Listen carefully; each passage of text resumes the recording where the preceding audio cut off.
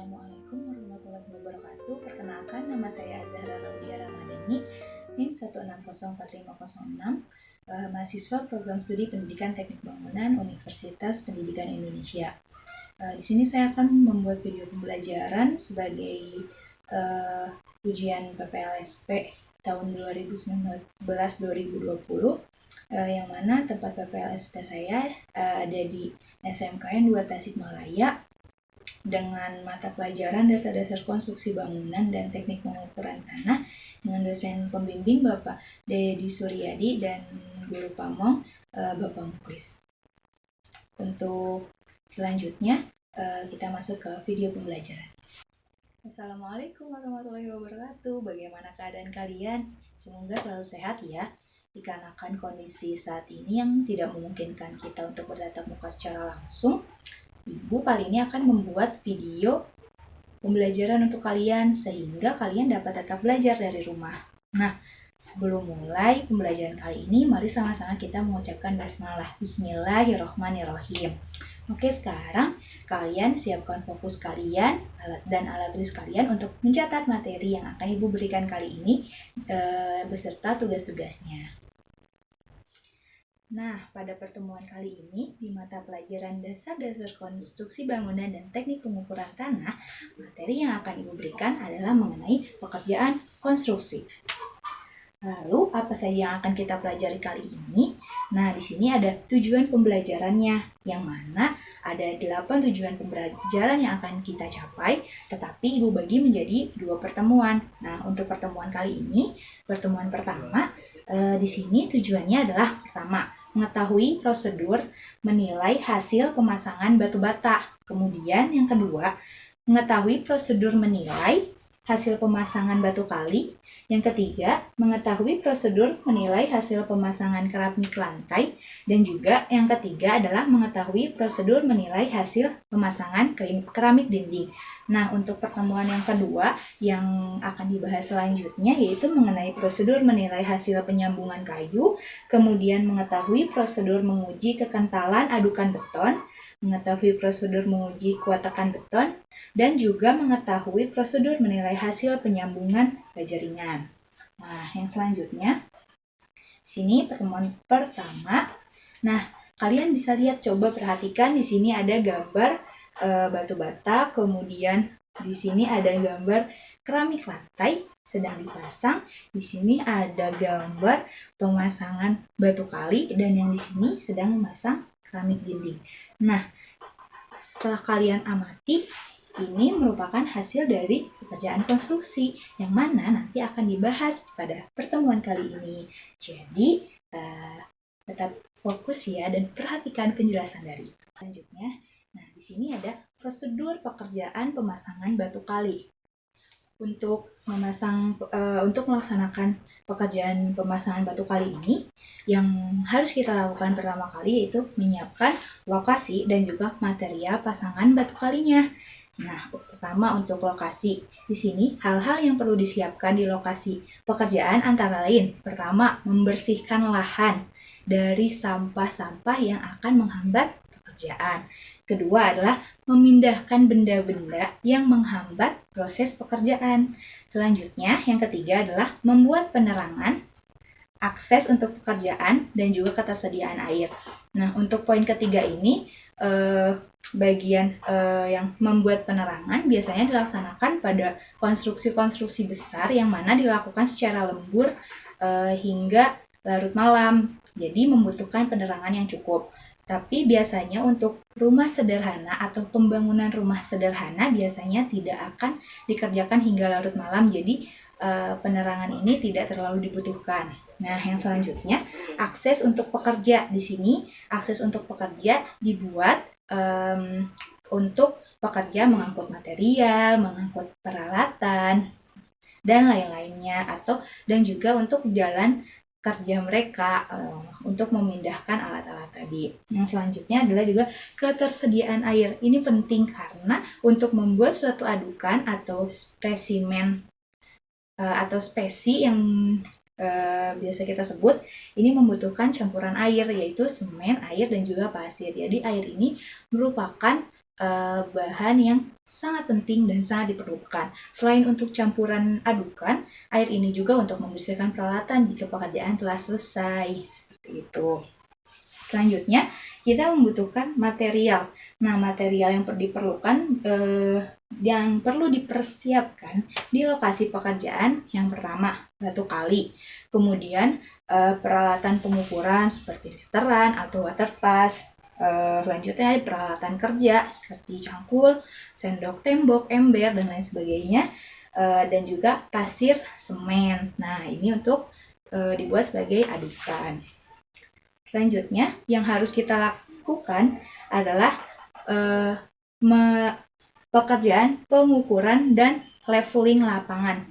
Nah, apa sih pekerjaan ini? Jadi, pekerjaan pengukuran dan leveling lapangan merupakan jenis pekerjaan yang digunakan untuk mewujudkan denah bentuk bangunan menjadi suatu bangunan pada tanah lokasi yang telah disediakan. Atau dengan kata lain, kita memindahkan gambar yang sudah kita desain ke dalam tanah tempat di mana kita akan membangun bangunan tersebut. Nah, yang selanjutnya adalah memasang papan duga atau sering disebut bowplank.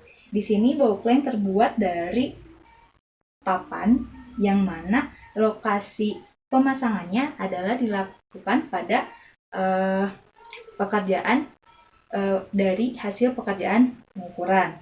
Yang keempat adalah menyiapkan adukan atau spesi, karena ini yang akan membuat batu kali saling merekat antara satu sama lain. Nah, yang selanjutnya baru kita masuk ke pemasangan pondasi batu kalinya. Nah, untuk konstruksi pondasi suatu bangunan harus memenuhi persyaratan sebagai berikut. Yang pertama, bentuk dan konstruksinya harus kokoh dan kuat untuk mendukung beban bangunan di atasnya. Yang kedua, pondasi harus dibuat dari bahan yang tahan lama. Kenapa dibuat dari batu kali? Karena alasannya adalah pondasi ini harus dari bahan yang tahan lama dan batu merupakan bahan atau material yang tahan lama. Kemudian yang ketiga adalah pondasi harus terletak di atas tanah dasar yang cukup keras. Maka sebelum pekerjaan pemasangan batu kali ini dilakukan dulu pekerjaan galian yang sudah Ibu jelaskan pada pertemuan sebelumnya mengenai galian dan timbunan. Nah, biasanya untuk pondasi batu kali ini kita menggali tanah sedalam 1 meter. Kemudian, persyaratan batu kali yang digunakan sebagai bahan konstruksi pondasi adalah pertama mempunyai permukaan yang kasar. Selanjutnya adalah berukuran kurang lebih 25 cm dan tentunya bersih dari segala kotoran. Selanjutnya di sini pada umumnya tampang melintang dari badan pondasi batu kali berbentuk trapesium dengan lebar sisi bagian atasnya paling sedikit 25 cm sehingga didapatkan susunan batu yang kokoh. Nah, sebelum dipasang, batu kalinya harus disiram terlebih dahulu. Supaya apa? Supaya tadi terhindar dari kotoran. Yang selanjutnya, bila kondisi lapisan tanah banyak mengandung air, maka sebelum badan pondasi yang tadi berbentuk trapesium, pondasi terlebih dahulu dipasang batu kosong yang diisi oleh pasir yang dinamakan unstamping. Tapi jika tanah yang dibuat untuk pemasangan batu kali sudah cukup keras namun ingin lebih kokoh lagi, tidak apa-apa menggunakan unstamping terlebih dahulu sebelum badan pondasinya. Nah, di sini ada gambar pondasi yang menggunakan unstamping dan di sini yang tidak menggunakan unstamping. Nah, ini setelah pemasangan selesai, bentuk pondasinya akan jadi seperti ini. Nah, selanjutnya adalah prosedur pekerjaan pemasangan batu bata. Pastinya setelah pondasi dibuat, nah kemudian kita membuat dinding. Dinding ini dinding batu bata ya. Kita di sini membahas dinding batu bata. Batu bata atau bata merah pada umumnya merupakan prisma tegak atau bisa disebut sebagai balok dengan penampang 4 persegi panjang. Nah, ukuran bata pada umumnya itu berkisar 22 dikali 10,5 kali 4,8 cm atau sampai dengan 24 kali 11,5 dikali 5,5. Nah, jika dilihat pada gambar ini, 22 cm merupakan panjang dari batu bata, 4,8 merupakan tinggi, dan 10,5 merupakan lebar dari batu batanya. Nah, batu bata biasanya digunakan sebagai dinding. Nah, dinding itu apa sih? Dinding adalah bagian bangunan yang membentuk dan melindungi isi dari bangunan, baik dari segi konstruksi maupun artistiknya. Nah, bagaimana sih ciri-ciri batu bata yang baik? Di sini Ibu akan jelaskan ciri-ciri batu bata yang baik adalah permukaannya kasar, kemudian warnanya merah merata, jika dipukul bunyinya nyaring, dan yang keempat tidak mudah hancur atau patah. Nah, bisa dilihat jika warnanya merah merata dan tidak mudah hancur atau patah ini, berarti batu bata mengalami pembakaran yang baik. Jadi, membuat batu bata ini lebih kuat. Selanjutnya kita masuk ke aturan pemasangan batu bata. Pertama, sebelum pemasangan batu bata, perlu diingat bahwa batu bata itu harus dibasahi terlebih dahulu atau bisa dengan disiram maupun dengan direndam. Nah, sebenarnya sebelum dinding batu bata di atas pondasi ada yang dinamakan dengan slope. Jika dilihat pada gambar ini, di sini ada slope. Nah, jadi sebenarnya batu bata ini yang akan dibuat sebagai dinding berada di atas slope. Nah, untuk bagian slope atau pembuatan tulangan nanti akan dijelaskan pada pertemuan selanjutnya. Nah, setelah itu, setelah batu bata dipasang pada lapisan pertama, kemudian siapkan papan mistar yang menentukan tinggi lapisan masing-masing. Jadi misalkan tinggi bangunan yang akan kita buat setinggi 2,8 meter. Nah, di situ kita bisa buat untuk lapisan batu bata yang pertama setinggi setengahnya, misalkan 1,4 meter. Untuk setengahnya lagi nanti diukur lagi setelah lapisan pertama ini selesai dipasang. Nah, yang selanjutnya untuk lapisan kedua dan seterusnya pada batu masing-masing diletakkan adukan. Nah, batu bata dihubungkan masing-masing dengan adukan yang akan menjadi sebuah kesatuan yang dapat menerima beban. Siar-siar atau spesi-spesi yang diisikan ke dalam batu bata secara vertikal harus tidak membentuk satu garis lurus, harus bersilangan. Nah, siar vertikal pada umumnya memiliki tebal 1 cm dan siar horizontal memiliki tebal 1,5 cm. Nah, langkah kelima, pasang batu bata sampai batas yang telah diukur tadi. Lalu dengan sendok adukan yang tertekan keluar kemudian dirapikan. Ya, sekarang kita masuk ke pekerjaan konstruksi yang selanjutnya, yaitu prosedur pekerjaan pemasangan keramik lantai.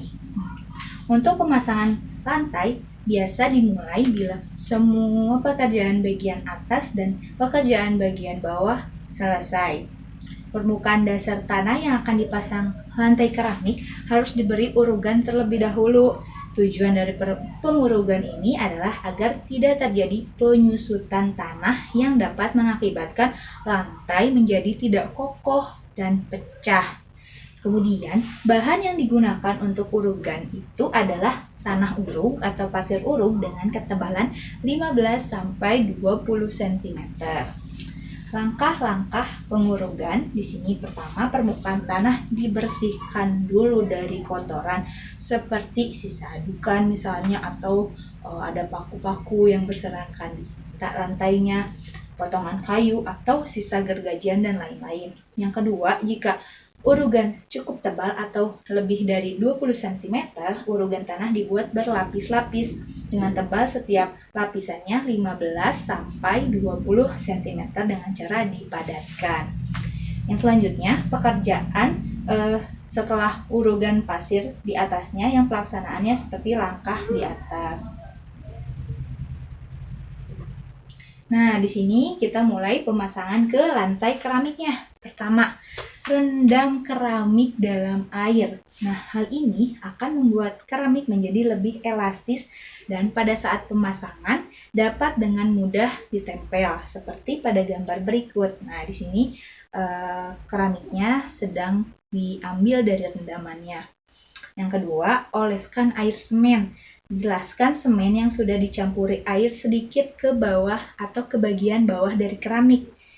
Hal ini akan membuat daya rekat keramik ke adukan benar-benar lengket. Nah, yang ketiga, adukan dan permukaan dasar lantai beton harus benar-benar bersih. Selanjutnya, padatkan secara rata. Ketuk keramik yang baru dipasang dan pastikan tidak ada yang kopong atau bagian dasar yang berrongga.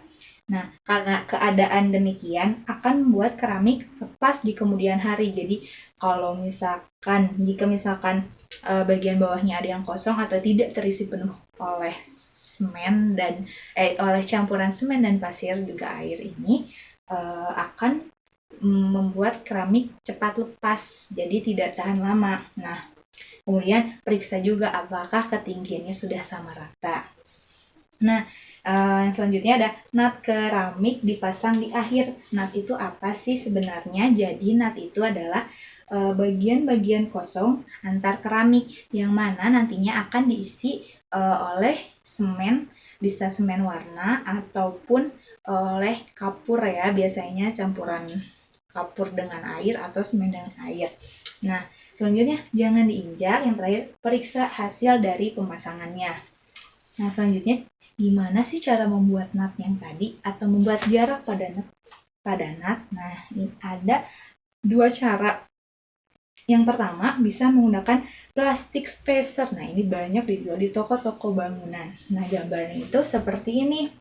Jadi plastik spacer tersebut ditempatkan di samping di samping atau di atas dari keramiknya dan dapat dengan mudah dilepaskan dan dipasang kembali. Jadi ini yang akan membuat jarak nut tersebut. Atau yang kedua, menggunakan papan kayu. Cara lain menentukan lebar nut adalah dengan menggunakan penanda dari kayu. Lebar nut ditandai dengan pensil. Oke, kita masuk ke pembahasan yang terakhir di pertemuan kali ini, yaitu prosedur pekerjaan pemasangan keramik dinding.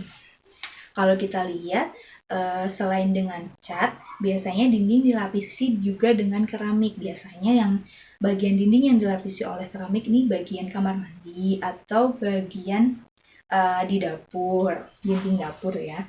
Nah, pelapisan dengan keramik biasanya dilakukan pada dinding kamar dan dinding dapur dengan susunan keramik di bagian bawah dinding dan list di bagian atas dinding.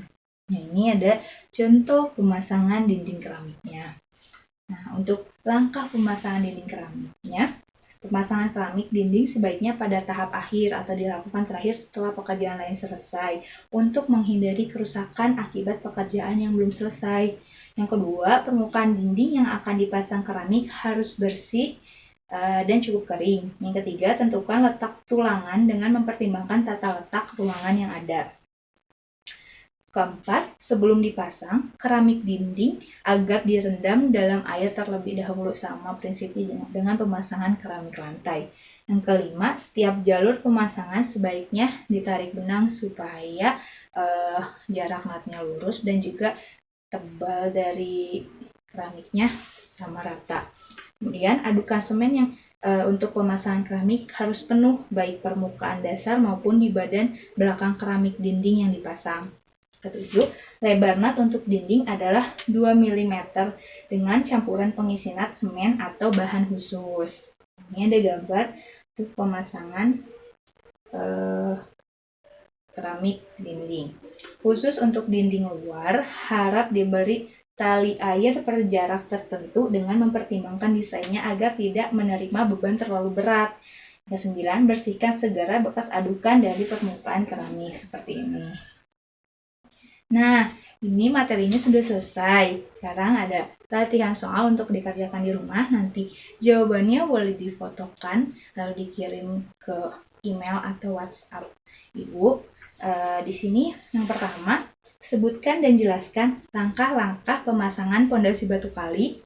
Yang kedua, jelaskan aturan pemasangan dinding batu bata.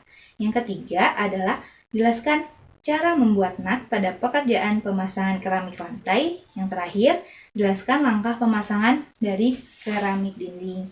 Jadi jawabannya dituliskan di kertas, nanti boleh difotokan lalu dikirim ke ibu ya. Nah, yang selanjutnya di sini ada lembar kerja. Kalian akan diberi dua gambar. Di sini ada gambar dinding yang retak dan juga ada gambar keramik yang retak.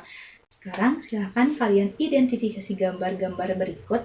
Apa penyebab terjadinya, kenapa terjadi, pokoknya kalian tuliskan kenapa hal ini bisa terjadi pada keramik lantai dan juga dinding tembok batu bata ini.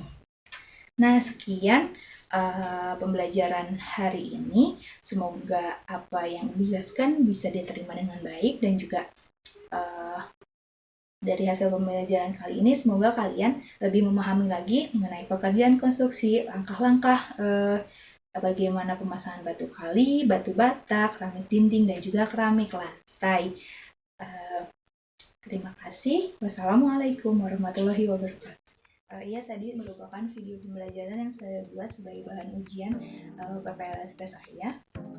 Jika ada kritik dan saran, silakan disampaikan. Terima kasih atas waktu dari Bapak untuk menilai hasil ujian saya. Terima kasih. Wassalamualaikum warahmatullahi wabarakatuh.